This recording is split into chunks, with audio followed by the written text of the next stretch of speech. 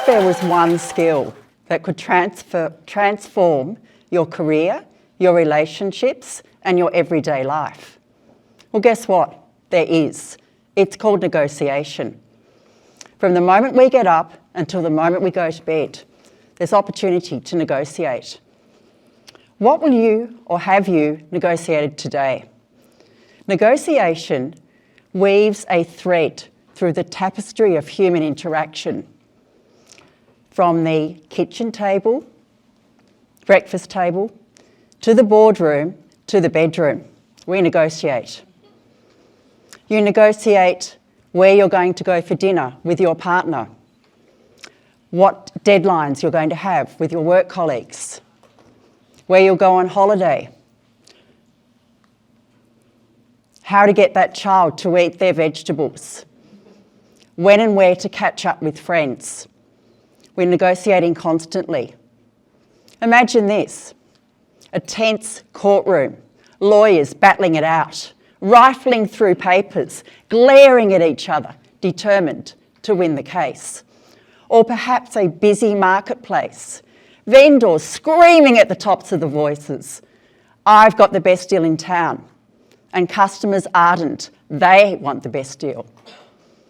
What do these two scenarios have in common? Well, it's obvious, negotiation. If we're negotiating so often, why is it that we have some negative feelings about it?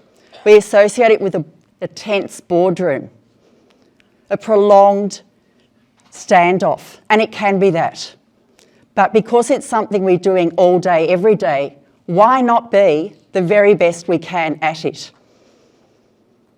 So we've heard from the authors of Getting to Yes, the groundbreaking principles of how to negotiate. So this was Roger Fisher and William Ury. Not to negotiate on the problem, but to focus on the people. Not on the position, but the interests, and to always have objective criteria. And they have a fantastic framework. But to bring it truly to life, we need emotional intelligence. Emotional intelligence is the sauce that's that secret part of a recipe. It's the X factor. It's what brings the whole thing to life. So you need the technical skills, you need a model, but then you need what we call the soft skills that a number of us have referred to today. So what is emotional intelligence? It consists of awareness, regulation, empathy, social skills, motivation, and resilience skills. And today I'm going to focus on the first three of those: self-awareness, emotional regulation, and empathy. But have a look at this image. We often have this killer instinct, just dive in, attack, get the job done. Great, we might well do that. But how many friends do we build? How many relationships do we forge? So when we start to think about the people rather than the deal, we're going to do better in our negotiations. So we need to step back, survey the scene, be patient, let others go first. And while we're stepping back and surveying the scene, that's when we're collecting our own emotional thoughts, our resilience on the situation. So the first one, being aware of our hotspots, to perceive our emotions and know how to stay calm under stress and calamity. How do we do that? Deep breathing, as we just heard, balancing our heart and our brain, being in touch with our physiological characteristics. So what is emotional intelligence? Is it just part of a feel-good philosophy, part of this new age focus on well-being? Absolutely not. It's based on hard science. So the American Bar Association tell us that lawyers who are more emotionally in tune with themselves will be able to negotiate successfully far often and for far more of their clients. Likewise, attorneys who can not only perceive but react to emotions in a positive way. Not only clients, but other attorneys, counsel, the other party, and even judges. They will be able to advocate and mediate with successful outcomes. The second one, emotional regulation.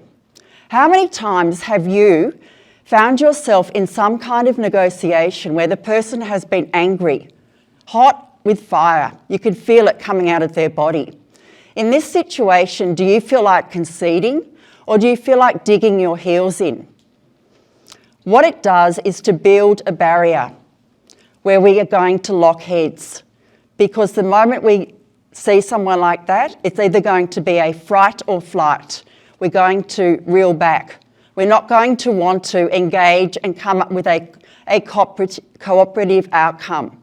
So regulating our own emotions is really important. The Harvard Business School published an article called Emotions and Negotiation. And they said that things like despondency, even excitement, anxiety, but anger, all affect the outcome of our negotiations. So understanding ourselves as human beings, being in touch with our own body is really important. I once mediated a dispute, common scenario, 2 neighbours over a fence. This was a long-standing argument. And I had not really engaged too much with these 2 individuals. Over the course of a month or so, each one took me aside and gave me a different perspective and told me things. I'm the sort of person that when I get into a cab, by the end of the journey, the cab driver can be crying and have told me his whole life story. There's just something about me that people think she's a vault. What I tell her, she doesn't tell other people. So I respected what these people told me and presented the information to the other party in a way that didn't compromise things that they didn't want the other to know. The outcome of this was they agreed on a fence, which was totally different to what they had ever thought each wanted. But it was interesting over time, they actually became friends by understanding some of the things that were keeping them apart and going through that process with a third person. It actually, in the end, brought them together. So how can we use these examples? To give you another perspective, Trump and a publication of his, The Art of the Deal. He talks about leverage, persuasion, never giving in, and also confidence. Now, this might be the direct opposite to what the principled negotiators tell us to do. But confidence is key. Confidence, coupled with expertise, can give us a tool for advocacy and mediation. That without that, we just won't have that level of assertiveness, that gravitas that we need. But when there is confidence without empathy, that equals arrogance, and that is distasteful. So that is my third key today, to be empathic, to show the other party that you understand. Even if you don't agree with their perspective, that you understand. You can walk a mile in their shoes, is a famous saying about empathy. So expressing that in a way that's authentic and shows value towards the other person. So what we can do, instead of negotiation being a battlefield where we arm ourselves with tactics, strategies, and sometimes, dare I say it, even a touch of aggression, we can turn it into an experience where we build relationships and show respect and empathy and value for others. So how do we go from being just someone that's heard of negotiation and some of the skills into someone that we might call a master negotiator? Well, we bring these 2 parts together. Actually, there's 3. We bring principled negotiation, which is a framework, the technical skills, which are the hard skills, and then, must stay on the mat, and then the soft skills. These are things like active listening, using all parts of our body, open-ended questions, paraphrasing, summarising, asking what-if questions, stepping up and overcoming our own anxieties in a negotiation. So I put it to you that the soft skills are the hard skills.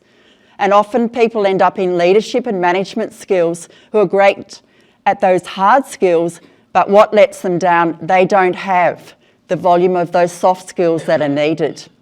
So 3 things: knowing our emotions and being aware, regulating our emotions, and empathy. Put it together with a framework, and then know what the other party wants, their interests, acknowledge those straight up as being important, and put those together. So whether your negotiations are in the boardroom or they're around what to prepare for breakfast, if I can share one thought, it's not about the deal, it's not about signing, it's not about getting your way. It's about finding a solution for everybody. So enjoy your negotiations, and remember, every time you negotiate and build a positive relationship, you're actually changing the world. Where everyone feels valued, heard, and listened to is not to be understated. Thank you.